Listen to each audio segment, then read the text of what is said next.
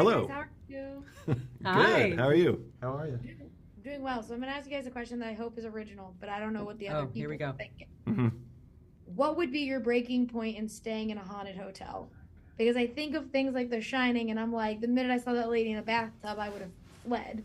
But like, what would your breaking point be? Like, what would you be like? I'm out of here. I'm not doing it. I've been in hotels where I've seen ghosts, and I didn't leave. He stayed, yeah. So that was.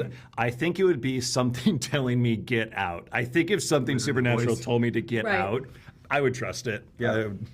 Yeah, I guess if it felt like it was a demonic, like angry energy, I'd be out. But if it was just like a nice, like somebody who just wanted to be my buddy, I'd be like, oh, okay, cool. So now I live here. I'd say if there's any kind of tactility happening, Oh, yeah. Sure. I'd probably be Yeah, like, that's nah. true. That's true. Bad. Like that one room where the kid like throws a ball and stuff. I'm like, no, Yep. that's it. Yep. Yeah. Not doing that one. One I did want to ask, it is part of the show as a whole is there are these ghosts from different time periods. There's family members. There's a lot going on. If you guys did have to like interact with a ghost on a daily, do you know who you would want that ghost to be? Like I was like, I feel like Carrie Fisher would be fun to just kind of have around with me Hmm. if I'm working in a hotel all day long. Hmm. Albert Einstein. I'd keep him around. Yeah. Fun. I was going to go Heath Ledger. Because Ooh. Yeah. You just I mean, That'd be a fell good one. crush. I Coming still Yeah. fast. I don't think I'd want the burden of someone recent who like might still. Oh, yeah, I think okay. I'd go with like just random guy from the 1800s who just frustrates me. Oh, no, that's actually, I take mine back. I'd probably just go for I'd go for like some witchy woman. Cool. Yeah. Oh, yeah. Yeah. Yeah.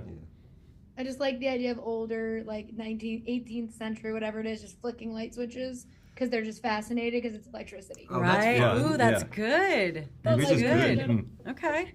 Well, and I wanted to ask you guys, with voice acting, it's so fascinating to see how people figure out their characters through voice acting, whether it's, the actual character work like you would do in a live action thing, or just figuring out where it sits in your vocal register. What for each of you was the like kind of tipping point into figuring out exactly who these characters were for you? For me, it was the discussion with Matt about like his wonderings of like where it would land, whether it would land in this kind of higher voice of a child, whether there'd be this demonic groan, and there's a little trial and error For sure. Yeah. And we just we really landed on like the specificity of a guy who's fucking stuck in a place and is making do, despite his where his pleasure center is. It's not exactly here, but he's able to find pleasures he didn't ever even consider being an element of his life or unlife. Yeah. I feel for me it was, well, we talked but doing the table reads is where I really found so much because that's really the only time you're reading with the other actors. Right. So I learned so much about how they were speaking to me or my character that just really informed. And then also just like seeing the dynamic and what archetypal role I played and what made sense. Like I couldn't have done some crazy weird voice that wouldn't have made sense for this, and obviously that wasn't your vision either. But it just wouldn't have made sense in the setting of this world. Yeah, I remember thinking like, who are they going to get to keep all of this chaos together and have a spine? And Right knocks it out of the park. Hotel manager. And Matt, from the last question I was going to ask you, Yeah. when, especially with a creative, when they've been with a project for a while, it's their brainchild, they're putting out in the world.